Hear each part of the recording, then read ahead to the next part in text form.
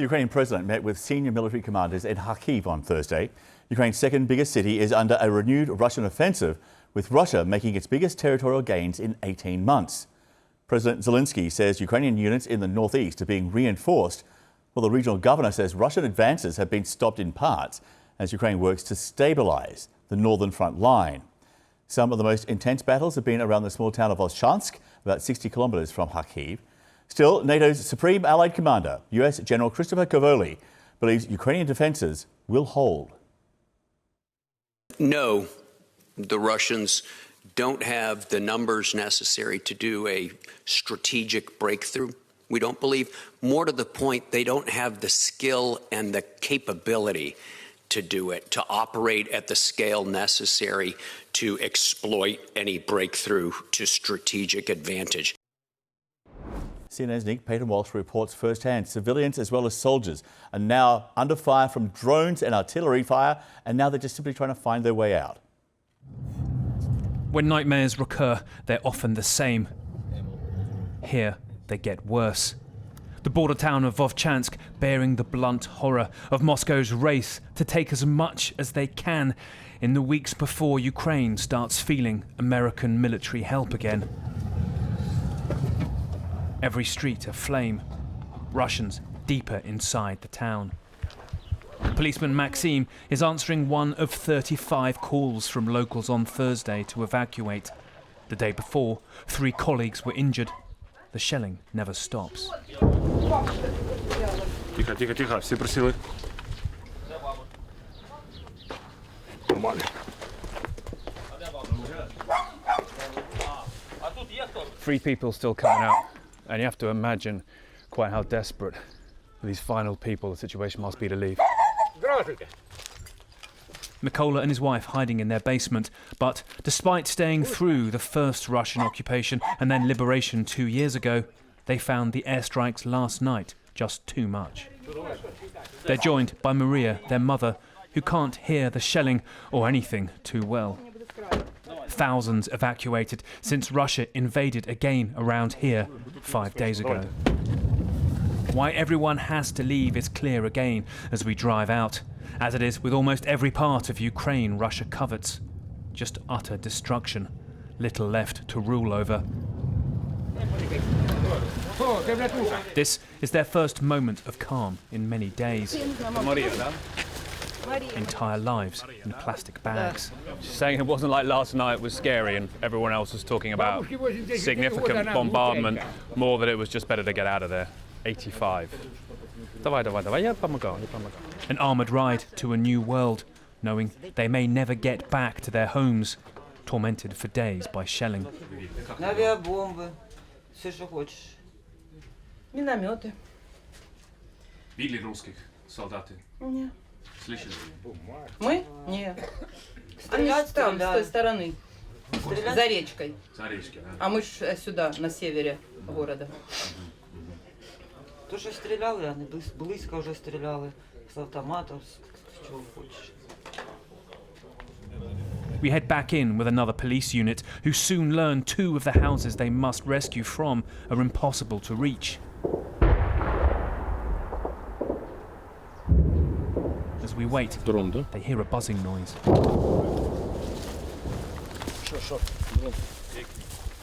They think they can hear a drone here. So hard to tell with the wind in the trees and the artillery, but that's a constant threat for them now. Then our security advisor spots it. They raise their weapons, but will firing make them more of a target? 3 drones, 1 large one that hovers, and 2 small ones whizzing about. Exposed, powerless. If we run for cover, they might come for us. All we can do is hide in the trees and hope that if we're seen, the Russians instead have a better target in mind. But they come right overhead. That noise. In the car and move, they say. Either the sound of death or someone deciding you're not worth their payload. We decide to leave. But again, we cannot travel fast enough to escape the drones. Only expose ourselves and pray they lose interest. Perhaps they did, we'll never know. But behind us, Ukraine is aflame again, because however the West's interest in this war wanes, Putin's burns brighter than ever. Nick Payton-Walsh, CNN, Vovchansk, Ukraine. With us this hour from Canberra, Australia, is Malcolm Davis, a Senior Analyst of Defence Strategy and Capability at the Australian Strategic Policy Institute. It's good to see you, Malcolm. It's been a while. Thank you very much, John. Okay, just very quickly off the top, the problem for Ukraine is that to defend the north, they're now taking soldiers and forces from the south, and the Russians are now exploiting those weaknesses. Exactly. And I think that the risk is that whilst the general is right, they don't have the ability or the capabilities to break through in the north. They do have the ability to force the Ukrainians to redeploy from the south to the north and from the east to the north, weakening those aspects of Ukraine's front line. And essentially, that could then allow the Russians to make further advances in the east and the south. So, yes, no strategic breakthrough per se at this point in time, but lots of potential tactical breakthroughs.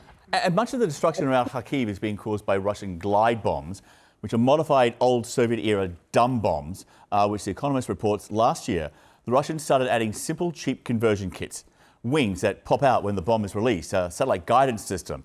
And there's now a slightly more sophisticated and accurate version, which has the wings integrated into the body of the weapon, laser guidance, and an anti-jamming antenna. These bombs can carry a 1,500-pound payload. They're called building destroyers, and they're precise to a point, and they're not expensive. And right now, Ukrainian air defences are incapable of stopping them. So what can they do here? Well, I think the simple solution is, firstly, to build up the air defences. So that has to be a priority for military aid going into Ukraine to stop the glide bombs. Secondly, I think that the US, in providing those air defences, need to essentially remove any constraints on shooting down Russian aircraft inside Russian airspace, because what the Russians are doing is launching these glide bombs from inside Russian airspace to attack targets in Ukraine. So they have a sanctuary there which they're able to operate from with relative invulnerability.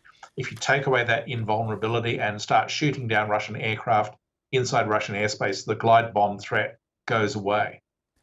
And this has been sort of a pattern all along, that the West, and in particular the White House, is forcing Ukraine to fight with one arm tied behind their back. And time is running out, because there's a very real likelihood that come November, there'll be a different president in the White House. There'll be no more military aid for Ukraine. They have about, 170-something days to make some significant gains here, and it doesn't look like it's going to happen. It is a worry in the sense that, that $60 billion aid package was passed through Congress and signed by President Biden, but the aid itself is still moving very slowly, both in terms of ammunition for the ground forces and the air defense capabilities.